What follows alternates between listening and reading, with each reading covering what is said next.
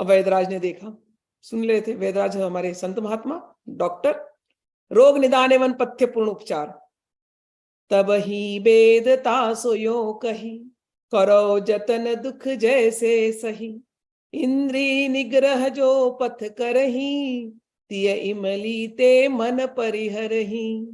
लोभ खटाई मुंह मिठाई, दही क्रोध न निकट न जाई।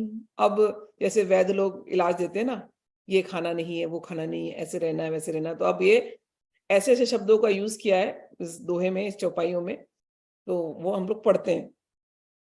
रोगी के रोग का निदान करने के लिए संत भगवान वैदराज जो बनकर के आए हैं, उन्होंने कहा देखो तुम्हारा रोग ठीक हुआ जा सकता है, चिंता मत करो, ठीक हो सकता है। औषध उपचार का यत्न करने से रोग की निवृत्ति संभव है। तुम्हें पहला काम तो तुम ये करो, इंद्रिय निग्रह, अपने इंद्रियों को तुम संयम करो।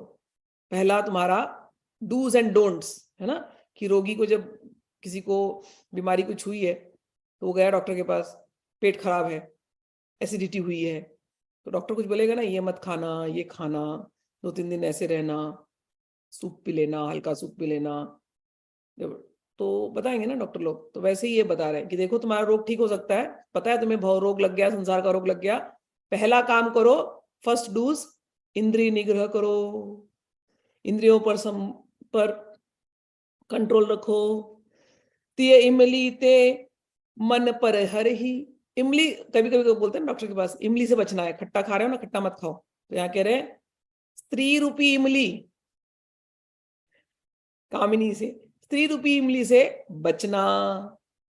लोभ खटाई मोह मिठाई, कह रहे हैं लोभ रूपी खटाई और मोह रूपी मिठाई। दही क्रोध के निकट न जाई, और क्रोध रूपी दही, इनके समीप मत जाना।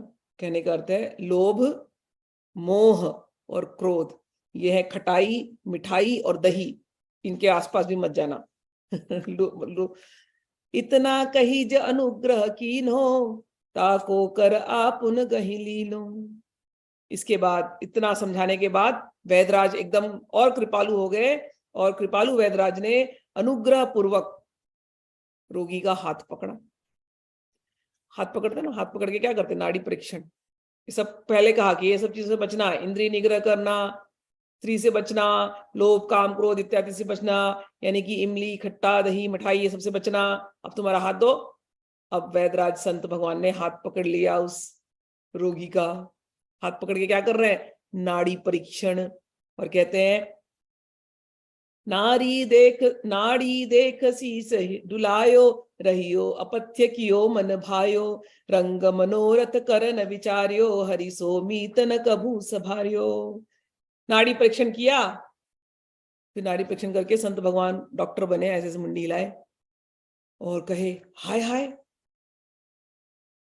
तुमने तो मनमाना अपथ्य किया है। रंग मनोरथ करन विचार्यो, संपूर्ण जीवन तुमने विषय आनंद में मग्न होकर के बिताया है, तन मन प्राण सब कुछ, नाड़ी परीक्षण करते बोला तन मन प्राण सब कुछ तुमने केवल विषय भोग में लगाया है, रंग आनंद में ही तुम खोए रहे हो। तुमने बहुत, जो काम नहीं करना चाहिए तुमने अभी तक वही किया है। विषय विषय विषय जूप खेलत रहियो, कबहु न मानी हार। पियोस जो मदिरा मोह की, सब सुध देहि विसार। जीवन भर, कहते हैं कि संपूर्ण जीवन तुमने ऐसे बिताया, श्री हरि जैसे सच्चे मित्र एवं हितैषी में निमग्न कर दी को तनिक भी स्मरण नहीं किया। जीवन भर विषय रस की गैम्बलिंग की, द्युत क्रीड़ा से ही जुआ खेला। जुआ में तो तुमने हार नहीं माना, संसार की चीज पाने के लिए क्या क्या तुमने नहीं लगाया दाव पर, जो भी तुम्हें चाहिए पाने के लिए कितने पेज दाव पेज किए जीवन भर, स्ट्रैटेजी स्ट्रैटेजी स्ट्रैटेजी स्ट्रैटेजी, ये पाऊंगा वो पाऊंगा, ऐसा करूंगा तो ऐसा हो जाएगा, वैसा करूंगा तो ऐसा हो जाएगा। हर दिन तुम जुआ खेलते रहे विषय भोगों को पाने के लिए। मोह कभी हार नहीं मानी, और मोह की मदिरा मोह रूपी मदिरा का पान करके लोक परलोक की सबकी सुध खो बैठे तुम। ऐसे मोह ने तुमको न जाने क्या क्या करवाया। तुम इतना उन्मत्त हो गए कि तुमने अपने शरीर की भी परवाह नहीं की।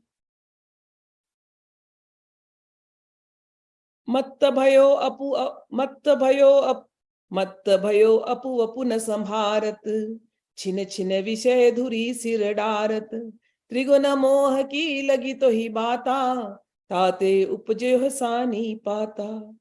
एक मदोन्मत्त हाथी की भांति तुम क्षण क्षण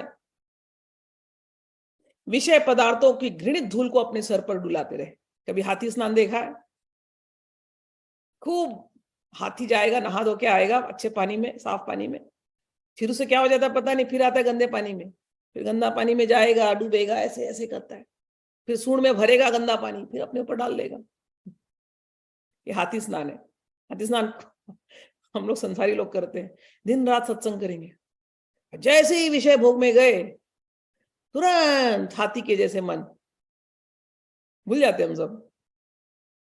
खूब मजा आता है उस विषय भोगों में, संसार में। तो कह रहे मदोन्मत्त हाथी की क्षण की भांति क्षण क्षण विषय पदार्थों का घृणित धूल तुमने अपने सिर पर डाला है। तुझे तो लू लग गई है, हवा लग गई है। किसकी हवा लग गई है? तुझे ये तीन गुण, सतो रजो और तमो गुण की हवा लग गई है। ताते उपजियो है सनी पाता। लू लग जाती तो कैसे तबीयत खराब हो जाती है ना, गर्म हवा लगती है तो तबीयत खराब हो जाती है। कह रहे तुम्हें तो ये सतोगुण तजो रजोगुण तमोगुण की हवा लग गई है, इसलिए तुम्हारी हालत खराब हो गई है।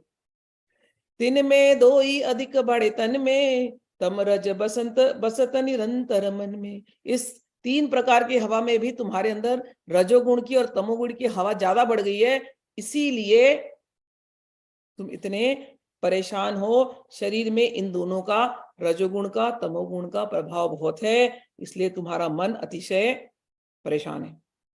तिनको और जतन नहीं कोई, श्री सुखदेव कहियो ये सोई। करी विश्वास वचन सुनी मेरो, रोग रहे तो गुण है तेरो। वेदराज संत भगवान कह रहे हैं, अरे देख, तेरी इस रोग की वृद्धि की स्थिति में अन्य और कोई उपाय नहीं है, किसी और औषधि से अब काम नहीं चलेगा। केवल एक ही उपाय है तेरे स्वस्थ होने का। क्या उपाय है वेदराज जी? कह रहे हैं, तुम सुखदेव मुनि जी ने जो श्रीमद् भागवत में बताया है, बस वही है उपाय। श्री सुखदेव कयो है सोई। जो सुखदेव जी ने भागवत में कहा है वही उपाय है। कर विश्वास वचन सुनी मेरो। देख तू फंस गया है, तू बड़े तकलीफ में है, लेकिन मैं जो तुझे कह रहा हूं, मेरे बातों का विश्वास करना। Trust the doctor. मैं जानता हूं कैसे लोगों का इलाज करना है, तो तेरे इलाज का एक ही बस रास्ता है, श्री सुखदेव जी ने जो कहा है भागवत में, बस वो हमको वही फॉलो करना है। तुझे जो मैं कह रहा हूं भागवत में जो कहा है वो सुन। अब लोगों को जैसे होता है ना, हमारे पास भी लोग आते हैं, मैं कहती हूँ गीता सुनो। गीता क्यों सुननी है? कैसे बताऊं? यहाँ तो चलो ये तो समझ में आ रहा है, लोग दोनों बात कर रहे हैं, तुमको कैसे बताऊं कि तुम्हें नहीं पता? तुम मेरे से जो ज्ञान पाना चाहते हो तो गीता में सब दिया है, तुम सुनना नहीं चाहते हो। इलाज गीता में है, इलाज श्रीमद् भागवत में, सबका निदान वहां पर है। ऐसी हालत यहाँ पर है। ये कह रहे हैं संत भगवान कह रहे हैं, अरे मैं तुम्हें बता रहा हूं तुम्हारे इलाज ना, सुखदेव जी ने कहा बताया तुम्हारा इलाज। सुखदेव जी ने इलाज बताया, हाँ। करे विश्वास वचन सुन मेरो। अरे मुझ पर विश्वास करो, मेरे वचन को सुनो। रोग रहे तो गुण है तेरो। विश्वास रख, मेरी बात का पालन कर, निश्चित ही तू निरोग हो जाएगा। और यदि रोग नहीं जाता, अवशेष रह जाता, तो तेरी असावधानी कि वह असंयम ही इसका कारण। अगर नहीं हुआ ना तो तेरी गलती है, तूने ध्यान से किया नहीं। भवरोगी द्वारा कृतज्ञता का ज्ञापन। तब रोगी बोलियो सुनी भाई, तै तो मेरी वेदन पाई। अब मैं शरण गही है तेरी, लो तो ही लाज सब बात की मेरी। तुम अति गुनी दुनी सब जाने, करी उपाय जोई जन माने। जब इलाज दे दिया तो रोगी को बड़ा अच्छा लगा। अरे थैंक यू डॉक्टर साहब, संत भगवान धन्यवाद, आपने सही पकड़ा, मेरी नस को आपने सही पकड़ा, नाड़ी आपने क्या पाठ किया। मैं समझ गया आप क्या कह रहे हैं वैद्यराज जी, मैं बहुत धन्य महसूस कर रहा हूं कि आपने मेरी समग्र व्याधि वेदना का पता लगा लिया। आप वैद्यराज जी सर्वज्ञ हैं, सर्वविद समर्थ हैं, मैंने आपकी शरण ग्रहण की है, मेरी लज्जा रखना अब आपके हाथ में है। कहने का अर्थ है कि संत भगवान के हाथ को पकड़ लिया। संत भगवान कहते हैं, संत गुरु कहते हैं कि आप भागवत पढ़ो, और यहां वो बोल रहे मैं पढ़ूंगा लेकिन अब आप मेरा हाथ मत छोड़ना, गुरुदेव को कह रहे हैं इनडायरेक्टली। मेरी लज्जा आपके हाथ में है, आप विश्व विख्यात पुरुष हैं, आपने अपने स्वधर्म में निष्णांत है, अतएव अब आपके मन में जो आवे सो करे, मुझे सब स्वीकार है। अब गुरु के शरण में गए, डॉक्टर वैद्यराज के शरण में गए, अब सब आंसर वहां से लेने वाले हैं। संसार दुख से छूटने की औषधि अब देने वाले वैद्यराज जी। पंडित सोच विचार के करने लगे उपचार, जैसे वेग ही जाए नसी भव दुस्तर संसार। गुणज्ञ वैद्यराज ने रोगी के हित में, अब सब कंसल्टेशन हो गया, सारा कंसल्टेशन हो गया, अब दवाई बनाने का टाइम आ गया ना, तो सब जड़ी बूटियां लेनी पड़ेगी, दवाई कूटना पड़ेगा, तो अब दवाई कूटने वाले हैं वैद्यराज जी संत भगवान। तो सब बहुत सोच विचार किया कि अब क्या क्या लेना है, अब क्या दवाई बनानी है। जैसे वेग ही जाए नसी भव दुस्तर संसार, गंभीर पूर्वक चिंतन करके उपचार प्रारंभ किया, जिससे कि इस दुस्तर जन्म मरणमय संसार से शीघ्र अतिशीघ्र पार लगाया जाए। अब क्या औषधि दे रहे हैं?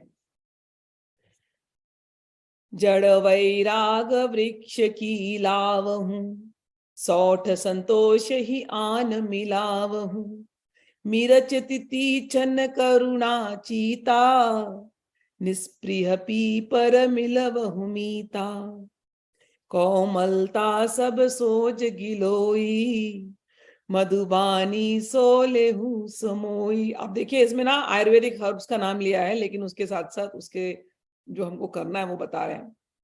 वैद्यराज ने कहा भाई, सबसे पहले तो तुम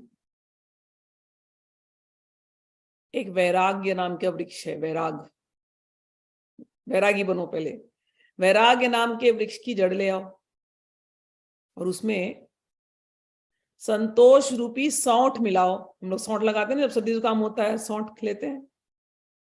कह रहे हैं वैराग रूपी वृक्ष की जड़ लेके आओ और उसमें संतोष रूपी सौंठ मिलाओ, और उसमें काली मिर्च मिलाते हैं ना हम लोग, सौंठ, काली मिर्च, ऐसे पिपली, गिलोई, ये सब आयुर्वेदिक हर्ब्स है, इसको मिला करके दवा बनाते हैं ना। तो अब ये इलाज कर रहे हैं उस तरीके से बता रहे हैं। कह रहे हैं उसमें फिर तुम तितिक्षा रूपी मिर्ची और करुणा रूपी चिता की लकड़ी और निष्प्रियता निष्कामता रूपी पिपली भी उसमें तुम मिला दो। फिर हरड़ा वरड़ा मिलाते ना, तो अब इसमें देखो कैसे उन्होंने लिया, हरड़ा, अश्वगंधा, ये सारे नाम लिए और उसके जैसे अलग से उसका ये अर्थ बताया। हरर आमरे सुचि अरुदाया, तीथी निर्मल है वह काया, असगंध आसन दृढ़ के करो, चिंतामणि चिंता परिहरि हो, मूसली सौफ अजवाइन जीरा, ज्ञान ध्यान जप जोग में धीरा, सात मृगांग बिना सुख नाही, सांच लौंग मिलवहु तमाही। अब कहा कि चित्त की कोमलता, जैसे अन्य हार्दिक भाव रूपी गिलोय को मीठी वचनावली, मीठे शब्द रूपी शहद से मिला दो। सो चित्त, सुंदर चित्त और शब्द मीठे, ये शहद रूपी इनको मिला दो, उसमें पवित्रता एवं दया रूपी हरड़ा और आंवले का सेवन करो, तो पवित्रता और दया, जिससे तुम्हारे शरीर में निर्मलता आएगी। आसन की दृढ़ता में अश्वगंधा नामक जड़ी बूटी जैसे तुम आसन की दृढ़ता करो। श्री हरि चिंतामणि स्वरूप है, अतएव उनका विश्वास करके चित्त की समस्त चिंताओं का परित्याग कर दो। मूसली, सौंफ, अजवायन एवं जीरा औषधियों का तात्पर्य है विवेक, श्री हरि का स्वरूप ध्यान, भगवान नाम जप और प्रेम योग की निपुणता